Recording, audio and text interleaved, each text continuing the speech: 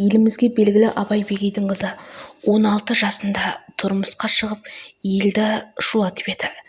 Енді міне жүктілігін айтып, тағы да әлеуметтік желіні шулатып жатыр.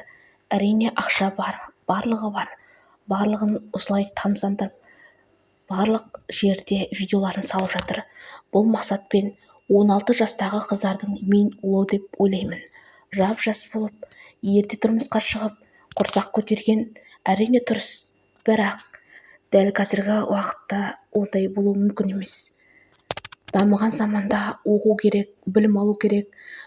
Әр адам, әр әйел өзінің болашақты нәрсесін жоспарлау керек. 17-ге толмаған қыз дәл қазір жүкті да, бірақ бұның күйеуі сотталмайды. Жақында ғана Қызылорда облысында 15 жастағы, яғни 16 жасында жүкті болған әйелін жүкті қылған үшін 12 жылға сотталып кетті. Оның тұрмысы қарапайым болған. Ал Абай Бегейдің барған жері де, енесі де, өздері де атақты, беделді дәрігерлер болғандықтан бекен мүлдем сотты болған жоқ. Неге осыларды да соттамасқа? Бізде Қазақстанда заң әр қалада әр түрлі ма? Түсіне алмай қойдым. Сіздер пікірлеріңізді жаза кетіңіздер. 16 жаста ерте үйленіп, балалы болған қаншалықты дұрыс? Осындай атақты адамдардың балалары ерте тұрмыс құрып, бақытты байлықтарын көрсеткен сайын, еліміздегі басқа да қарапайым өзіміз сияқты қара халықтың ұл қыздары дейінше, қыздары да тұрмысқа құрып, опық жеп, балалы болып, ол балаларын асырай алмай, қаншама баланы жетімдер үйіне немесе тіпті жағдайлары мүшкіл болғандықтан терезеден лақтырып жіберіп, өлтіріп те тастап жатыр. Сондықтан да бұндай нәрсені жариялаудың қажет жоқ деп ойлаймын. Бірақ оны біз түсінетін Абай Бегейдің қызы ма, немесе басқа да осындай 16 жаста тұрмысқа шыққан әншілерді не үшін соттамасқа? Не үшін? Мам, келіңізші. Ойымдағыдан да арманымдай күшті қылып өткізіп бергеніңізге сізге көп рахмет. Мамам деген ботақаным. Осы тойда 3 көйлек кишсем, 3 көйлекті ауыстыр, барлығы өзіңнің арманыңдай, қалауыңдай болсын деп жүгіріп жүргеніңізге сізге көптен көп рахмет айтам. Сізді қатты жақсы көрем.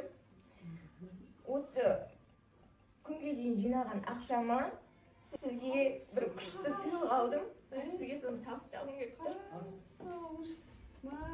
Сіздің қалап жүрген 1,5 миллионға осындай сағат алдым. Енесіне 1,5 миллион тұратын сағатты сыйлыққа беріп тақтым деп қуантып жатыр. Бұл жерде өзінің тапқан ақшасы емес, әрине әкесінің тапқан ақшаларымен сыйлық алып жатыр. Бұның орнына басқа да қарапайым келін болса, 1,5 миллиондық сағат тақпақ түгілі бір орамалда зер алып береді ғой, мысалы ретінде. Ендігі ішім күйетіні, қазір 16 жасында жүктілік болып тұрған кезде басқа да қыздар осындай жағдайда тұрмысқа шықса, оның күйеулерін соттап жібереді. Байдың еркелері, атақтылардың күйеулері сотталмайды екен. Ал қарапайым сотталып кеткеннен оның баласы жетім қалады, міндетті түрде әйелі міндетті түрде ажырасып кетеді. Кім 12 жыл күтеді? Мысалы ретінде 15 жастағы, 16 жастағы қыз күте ме қазіргі дамыған заманда? Сондықтан да заң неге дұрыс емес? Ешкімге де қызғанбаймын, бірақ дұрыс болсын. 12 жылға сотталған бала босатылсын. Баласының қасында ол да әке ретінде жүрсін.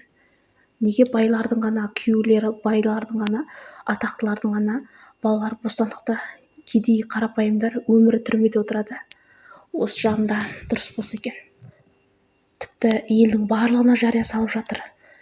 Құрсақ көтергенде, үйленгенде, ал оған ешқандай заң шара қолданбады. Бұл әділетті емес. Айтқым келгені, қарапайым халықтың баласы бала емес та, байлардың, атақтылардың баласы бала екен. Сондықтан да сіздер де пікірлеріңізді жаза кетіңіздер.